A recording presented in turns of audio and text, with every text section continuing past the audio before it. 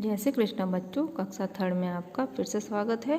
कक्षा थर्ड में हम अध्याय संख्या 9 समय के बारे में अध्ययन कर रहे हैं। समय मिनटों में, सेकंड में, मिनट में, घंटों में, दिनों में, सप्ताह में, महीनों में, सालों में हम जान सकते हैं, है ना। तो आज हम कैलेंडर कैसे देखते हैं, तो कैलेंडर के कौन कौन से महीने होते हैं उनके बारे में अध्ययन करेंगे। भारतीय महीनों के बारे में और अंग्रेजी महीनों के बारे में आज हम अध्ययन करेंगे। तो अंग्रेजी महीने तो बच्चों लगभग सबको पता होता है। जनवरी, फरवरी, मार्च, अप्रैल, मई, जून, जुलाई, अगस्त, सितंबर, अक्टूबर, नवंबर और दिसंबर 12 महीने होते हैं। ये तो लगभग सबको ही पता है, मगर जो ये भारतीय महीने होते हैं ये बहुत कम लोगों को याद रहते हैं। क्यों? क्योंकि ये बोलचाल की भाषा में आते ही नहीं है हमारे। तो हम सीधा कैलेंडर में हमारे क्या लिखा हुआ होता है, जनवरी, फरवरी, और यही देखते हैं हम। तो भारतीय महीनों के नाम भी होना बहुत ज़रूरी है हमें याद। तो देखिए, भारतीय महीने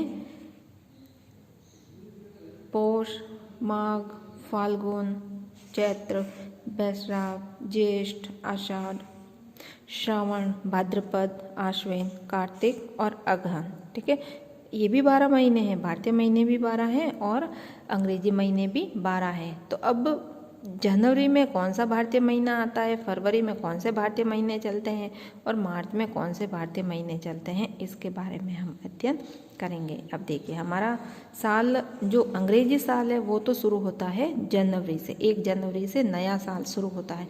पर जो हमारा भारतीय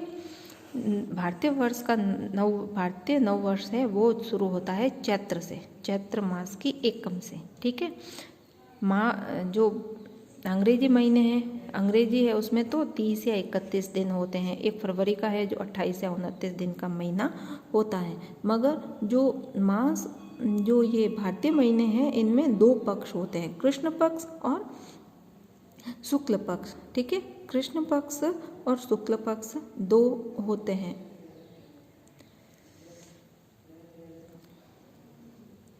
तो जनवरी में हमें पौष और माघ का महीना चलता है। ठीक है, जनवरी का जो महीना होता है उसमें पौष और माघ का महीना चलता है।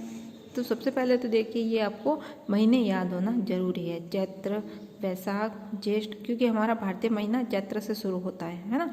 हमारा नववर्ष, भारतीय नववर्ष चैत्र मास से शुरू होता है, चैत्र के जो नवरात्र आते हैं उससे। तो चैत्र, वैशाख, ज्येष्ठ, आषाढ़, श्रावण, भाद्रपद, आश्विन, कार्तिक, अगहन और पौष। तो ये भी 12 महीने हैं। तो अब देखिए, जनवरी में कौन से भारतीय महीने चलते हैं। तो जनवरी में पौष और माघ का भारतीय महीना चलता है। ठीक है, जनवरी का जो महीना होता है उसमें आधा पौष चलता है और आधा माघ चलता है। फिर फरवरी का जो महीना होता है तो फरवरी के महीने में माघ और फाल्गुन चलता है। आधा 15 दिन माघ के होते हैं और 15 दिन फाल्गुन के होते हैं। फिर मार्च के महीने में फाल्गुन चलता है ना। होली के लगभग, होली कब आती है, फाल्गुन की पूर्णिमा को होती है होली।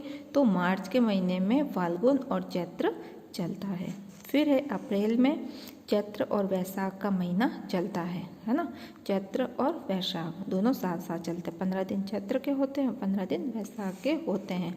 फिर है मई के जो महीना होता है उसमें वैशाख और ज्येष्ठ ये दोनों साथ चलते हैं। 15 दिन वैशाख के होते हैं और 15 दिन ज्येष्ठ के होते हैं।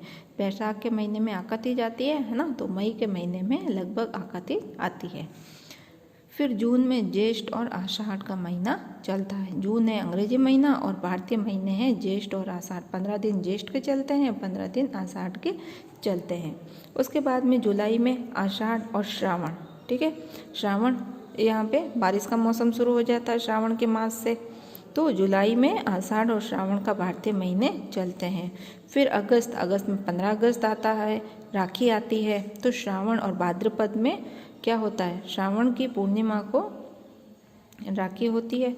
तो अगस्त में श्रावण और भाद्रपद का महीना चलता है। और भाद्रपद के महीने में और क्या क्या आता है, कृष्ण जन्माष्टमी आती है, कजली तीज आती है, श्रावण की तीज आती है ना। तो अगस्त के महीने में श्रावण और भाद्रपद भारतीय महीने चलते हैं। फिर सितंबर में भाद्रपद और आश्विन चलते हैं।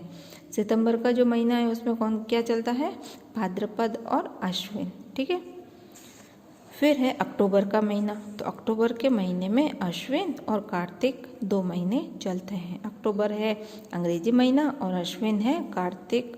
अश्विन और कार्तिक भारतीय महीने हैं। फिर नवंबर है।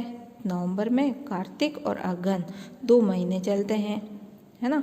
आधे आधे 15 दिन कार्तिक के होते हैं और 15 दिन अगहन के होते हैं। अब ये ज़रूरी नहीं है कि ये पूरे 15 दिन ही हो इन भारतीय महीनों में।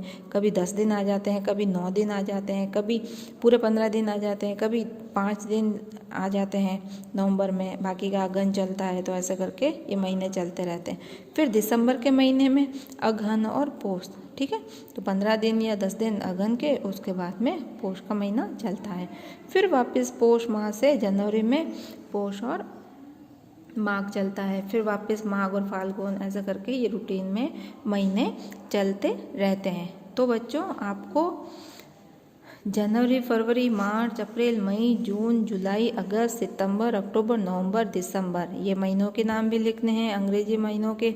और भारतीय महीने चैत्र, वैशाख, ज्येष्ठ, आषाढ़, श्रावण, भाद्रपद, आश्विन, कार्तिक, अगहन और पौष, इन महीनों के नाम भी लिखने हैं कॉपी के अंदर, ठीक है।